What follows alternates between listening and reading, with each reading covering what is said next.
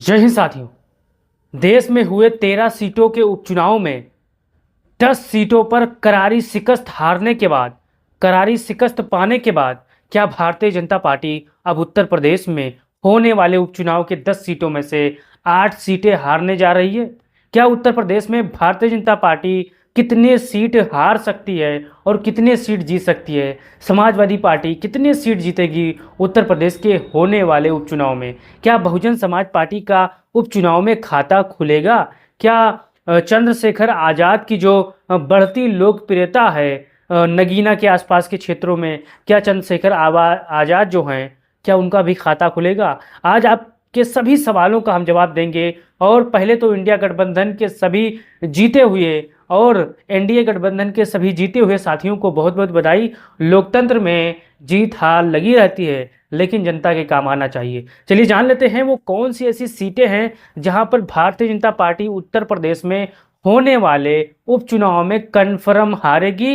ये आप नोट कर लीजिए साथियों, ये वीडियो शेयर कर लीजिए। उत्तर प्रदेश में भारतीय जनता पार्टी किन सीटों पर हारने जा रही है, जो उसके साफ लक्षण नजर आ रहे हैं। भारतीय जनता पार्टी इन सीटों पर कुछ भी कर ले, लेकिन ये चुनाव चाहे 5,000 वोटों से हारेगी, लेकिन सीट पर हारेगी साथियों। पहला नाम आता है करहल का साथियों।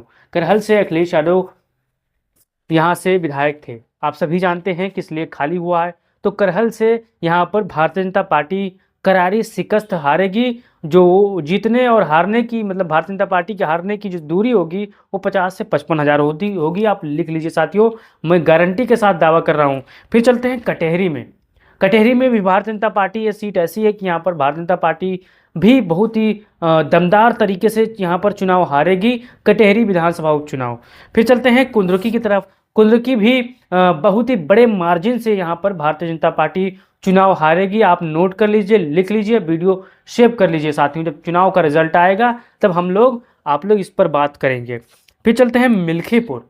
मिल्कीपुर उपचुनाव में भी भारतीय जनता पार्टी अयोध्या की जो सीट है यहाँ पर भी हारेगी साथियों।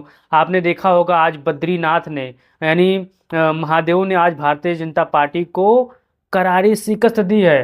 पहले तो ये गाली देते थे, पहले अयोध्या वालों को गाली देते थे, लेकिन अब महादेव की कृपा कांग्रेस पर बरस गई है और कांग्रेस ने बद्रीनाथ की सीट जीत ली है साथियों। अब भारतीय जनता पार्टी के अंधभक्त आएंगे, बिलबिलाएंगे, लेकिन उससे कोई फायदा नहीं। भारतीय जनता पार्टी के खिलाफ ऊपर वाले भी हैं, नीचे वाले भी जनता है साथियों। आप कमेंट में बताइए कि भारतीय जनता पार्टी किस वजह से हारी? अपने अहंकार से हारी, अपने बुलडोजर से हारी, या अपने झूठाई बोलता है उसलिए हारी साथियों। फिर चलते हैं मिल्कीपुर। तो भारतीय जनता पार्टी का हारना तय है, ये आप नोट कर लीजिए साथियों। फिर चलते हैं फूलपुर। फूलपुर में जहां तक भारतीय जनता पार्टी का विधायक था, लेकिन ये सीट भी अब समाजवादी पार्टी के खाते में जा रही है। सर्वे के आधार पर यहाँ पर ये सीट भी भारतीय जनता पार्टी से समाजवादी पार्टी छीनने जा रही है उपचुनाव में, आप नोट कर लीजिए। फिर चलते हैं सीसामऊ की तरफ। सीसामऊ में वर्तमान समाजवादी पार्टी के विधायक हैं, लेकिन यहां पर भी समाजवादी पार्टी फिर से दोबारा चुनाव जीतेगी, ये आप लिख लीजिए, नोट कर लीजिए साथियों।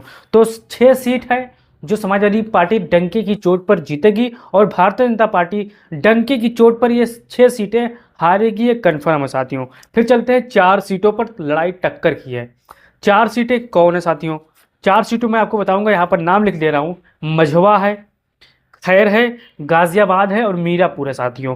खैर और मीरापुर में समाजवादी पार्टी कुछ ज़्यादा पीछे नहीं है साथियों, महज 1-2% वोट से आगे पीछे है, लेकिन शिवपाल सिंह यादव के हाथों में बागडोर सौंप दिया गया है। अखिलेश यादव ने पूरी संगठन की जिम्मेदारी शिवपाल सिंह यादव उनके टीम को सौंप दी है कि आप जाइए, जहाँ जहाँ नमी है, जहाँ सरकता वह ज़मीन है, वहाँ पर आप मेहनत कीजिए, पथरीली ज़मीन को उपजाऊ बनाइए और जनता से जुड़िए और समाजवादी पार्टी को जिताइए साथियों। तो ये मझवा भारतीय जनता पार्टी यहाँ पर थोड़ा मजबूत है।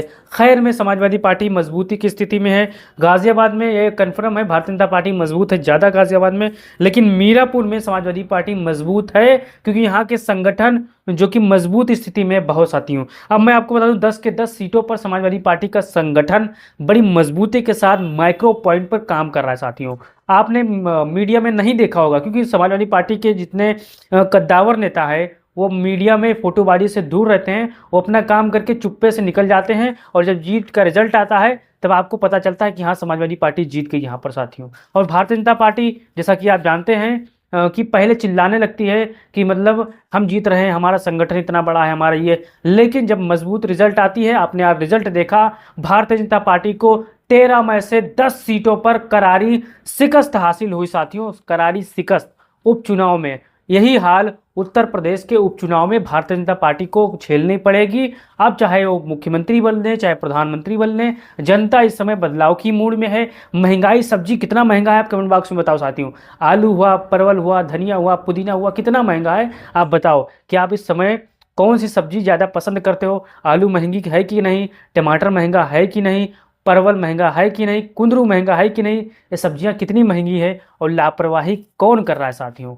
क्या जिम्मेदार लेगी सरकार? क्या अपनी जिम्मेदारी से भागती नजर आ रही है सरकार? आप अपनी राय दीजिए और बताइए उत्तर प्रदेश के उपचुनाव में समाजवादी पार्टी कितनी सीट जीतने जा रही है और भारतीय जनता पार्टी कितने सीटों पर उनकी करारी शिकस्त होने जा रही है साथियों। इस वीडियो को अपने भाइयों को भेजिएगा, बहनों को भेजिएगा और अपना राय दीजिएगा। जय हिंद, जय भारत, जय समाजवादी।